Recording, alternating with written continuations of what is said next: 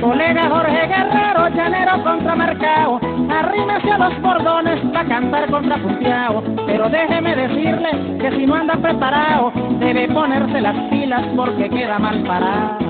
Caramba, Neri Padrón, lo veo como alebrestao. Si no va a pagar candela, porque anda tan apurado? Si quiere cantar conmigo, no me llame amenazado, porque yo soy más resuelto que un toro renco plantado. Eso es algo que amerita que me tiene sin cuidado.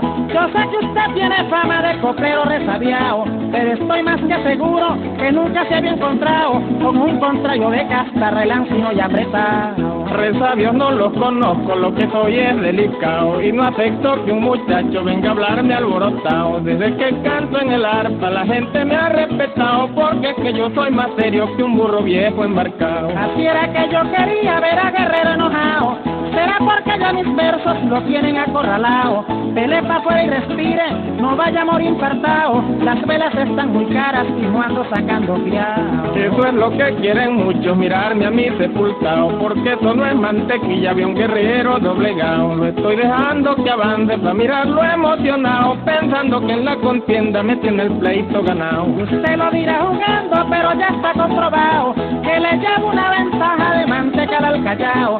Yo pensaba que era un tigre que en el baile había roncado, pero resulta que el bicho era un gato disfrazado. Con esa comparación lo miro un poco esmayado, ya se aquietó el cunaguaro, ya ronco el león barreteado, y el mono en la ramejobo se agarró bien agarrado. Miren que le está lloviendo con trueno y huracaneado. Ni que lleva ni que frene me va a mirar derrotado, pues todavía tengo duda de su verso improvisado. Te voy a hacer una pregunta, si eres coplero afamado, dime quién fue que le puso la caravera al venado.